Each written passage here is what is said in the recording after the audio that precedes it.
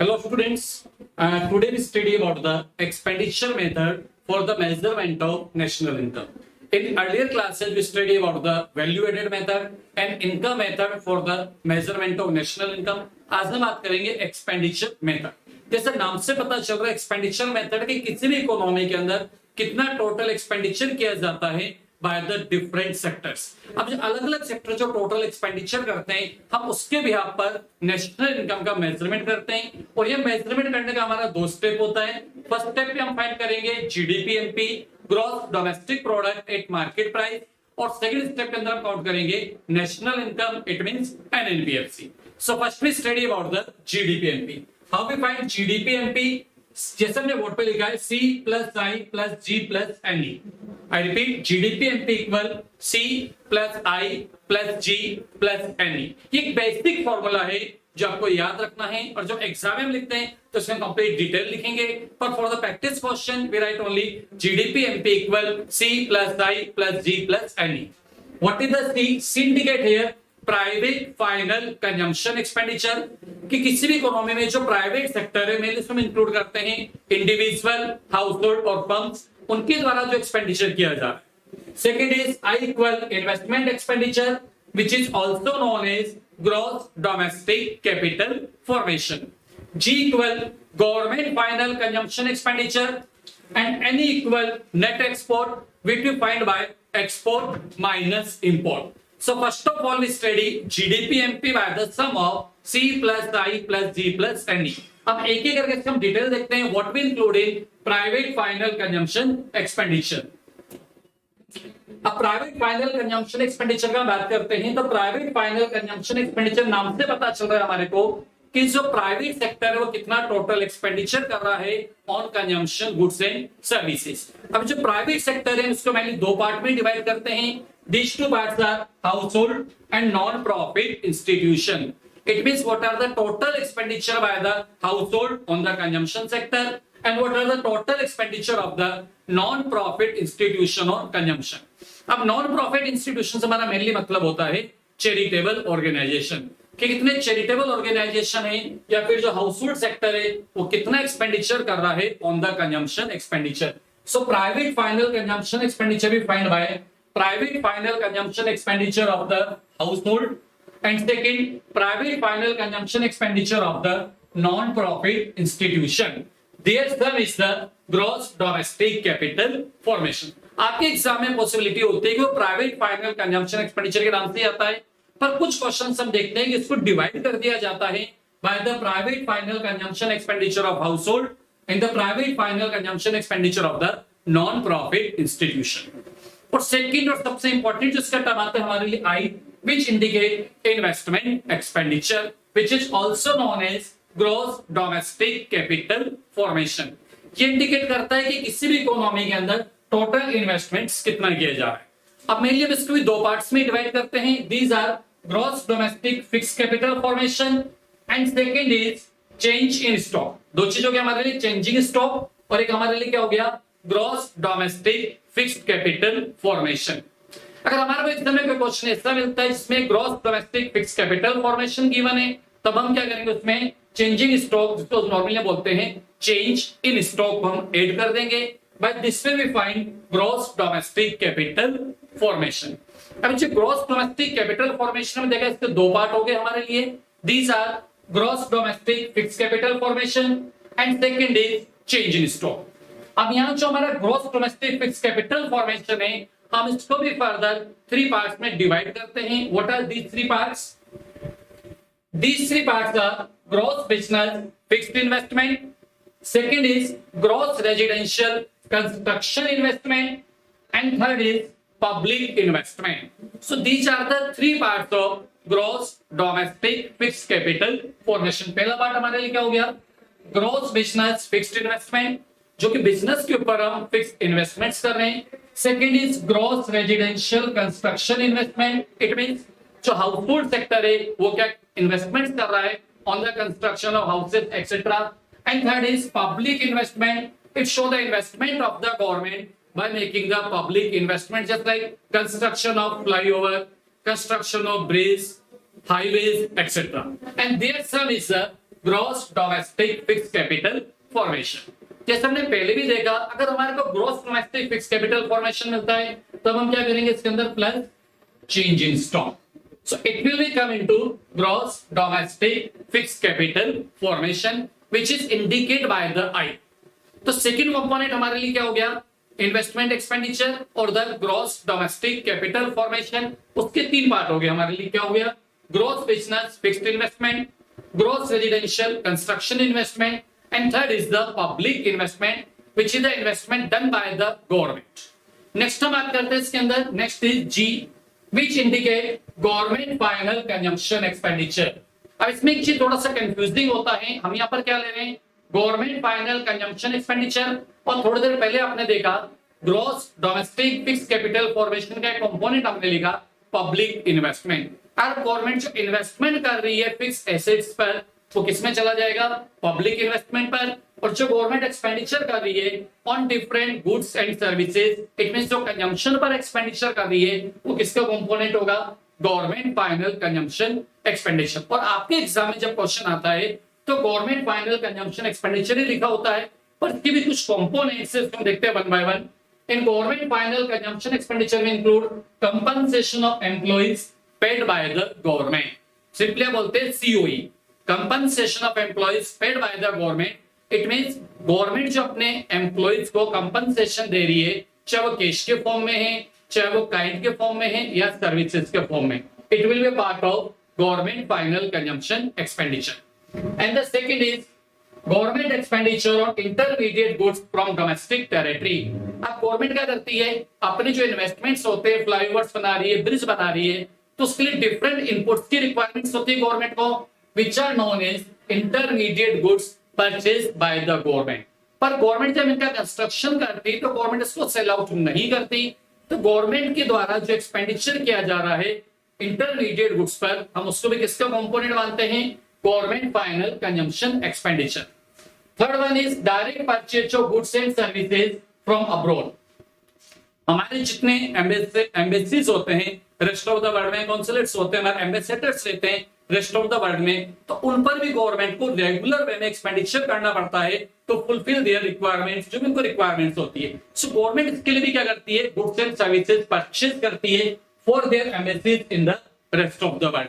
So all these three are the part of government final consumption expenditure. पर इसके साथ साथ गवर्नमेंट क्या करती है, कुछ गुड्स और सर्विसेज को गवर्नमेंट सेल आउट भी करती है। अब हम यहाँ पढ़ रहे हैं एक्सपेंडिचर मेथड, तो गवर्नमेंट जो गुड्स और सर्विसेज को सेल आउट कर रही है उसको यहाँ पर क्या कर रहे हैं, लेस क्यों कर रहे हैं, क्योंकि हमारे को एक्सपेंडिचर करना है, और अगर गवर्नमेंट अपने गुड्स और सर्विसेज को सेल आउट करते हैं तो गवर्नमेंट के लिए वो एक रेवेन्यू सोर्स हो गया।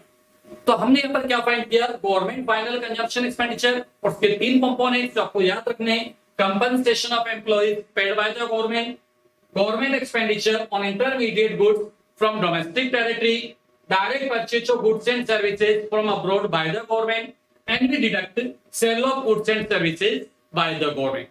मैं फिर रिपीट कर रहा हूं, जनरली हमारे को एग्जाम में क्वेश्चन मिलेगा तो गवर्नमेंट फाइनल कंजम्पशन एक्सपेंडिचर के नाम से ही आता है, बट इन एनी केस अगर पेपर लेवल थोड़ा डिफिकल्ट होता है, अगर इसको सब पार्ट्स में डिवाइड किया जाता है तो हमें आइडिया होना चाहिए कि गवर्नमेंट फाइनल कंजम्पशन एक्सपेंडिचर के क्या सब पार्ट्स होते हैं।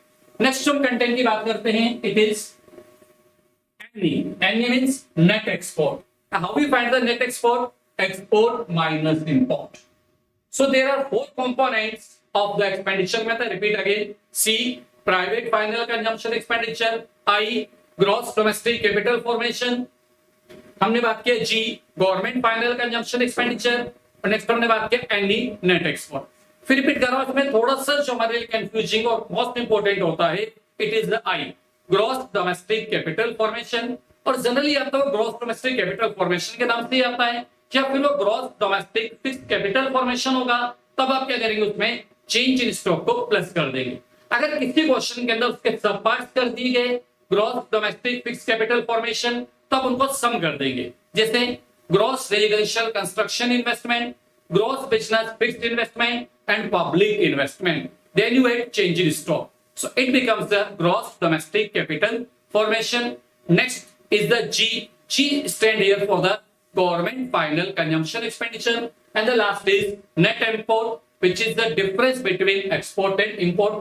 By this way we find the GDP-MP. So I write again here GDP-MP equal private final consumption expenses plus gross domestic capital formation plus government final consumption expenditure and net export. By this way we find the GDP-MP. And according to the given question, if we have to find the national income, it means NNP-FC, इसको हम क्या बोलते हैं? National income. How you find NNP-MP और national income? GDP-MP minus depreciation. हम यहाँ growth से net find कर रहे हैं, हमने क्या लिस्ट करा? डेप्रिसिएशन. और डेप्रिसिएशन वर्ड आपके लिए इंपॉर्टेंट है कि इसके जो अल्टरनेटिव नेम्स होते हैं बहुत सारे, growth, depreciation, consumption of fix capital, capital consumption allowance, current replacement cost of fix factor, जितने अल्टरनेट नेम्स है वो भी आपको साथ में याद रखना है. माइनस डेप्रिसिएशन प्लस NFIA, क्यों डोमेस्टिक और नेशनल में चेंज करेंगे, so we have NFIA net factor income from abroad, जो आपको याद है. कुछ क्वेश्चन में अगर ये नेगेटिव होता है तो इसका ट्रीटमेंट आप प्लस करके माइनस कर देंगे, it means it will calculate is negative.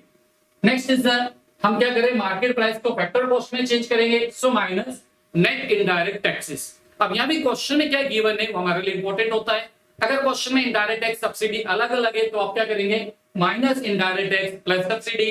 या कोई इनडायरेक्ट टैक्स का एग्जांपल दिया हुआ है जैसे जीएसटी वेट है तो उसको कैलकुलेट करेंगे. So repeat again here, how we find NNP-FC, GDP-MP minus depreciation plus NFIA or minus net indirect taxes. So this is the method by which we find the national income by the expenditure method. First we find GDP-MP by the sum of private final consumption expenditure plus gross domestic capital formation. In some books it's written as investment expenditure also, plus government final consumption expenditure and then net export. And we have to calculate NNP-FC. How we can find GDP-MP minus depreciation minus net indirect taxes. So this is the expenditure method for the measurement of national income. जो simply आपको जो आप एक concentrate आपको करना है वो आपको करना है इन्वेस्टमेंट एक्सपेंडिचर, मतलब gross domestic capital formation. Mainly जो हमारा मिस्टेक्स होता है उससे में होता है. नेक्स्ट हम थोड़ा सा बात करते हैं यहाँ पर व्हाट आर द प्रीकॉशंस और limitation of this expenditure method.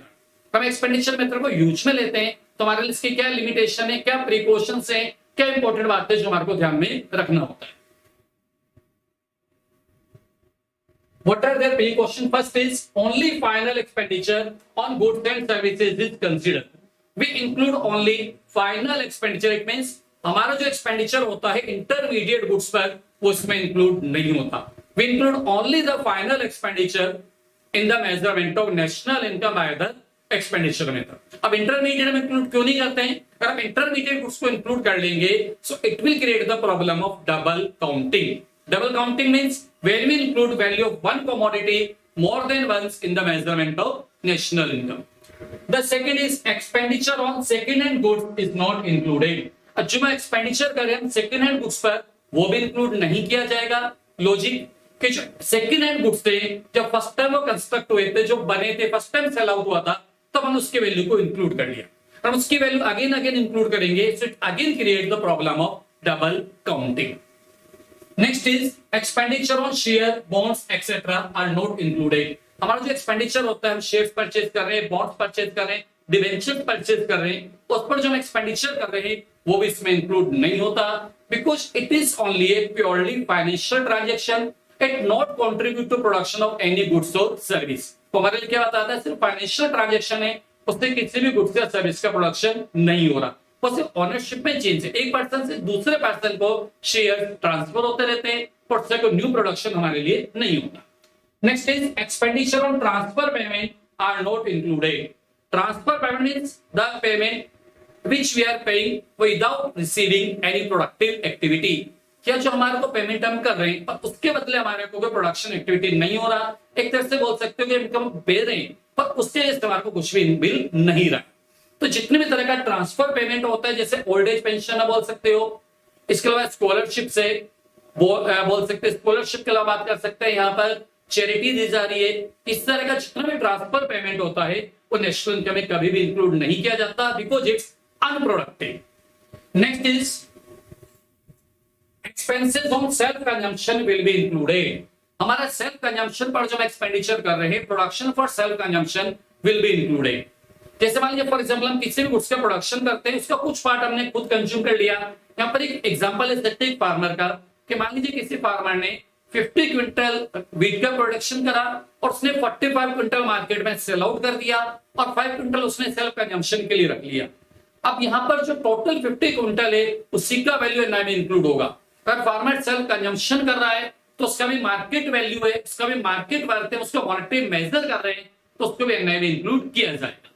Next is expenditure on illegal activities are not included. हमारा जितना भी एक्सपेंडिचर इलीगल एक्टिविटीज पर हो रहा है वो भी इंक्लूड नहीं होगा। किसी तरह से प्रोडक्टिव एक्टिविटीज नहीं हो रही और नेशनल इनकम अकाउंटिंग में कहीं पर भी कैलकुलेट नहीं होगा। नाम से ही पता चल रहा होगा आपको, इलीगल है।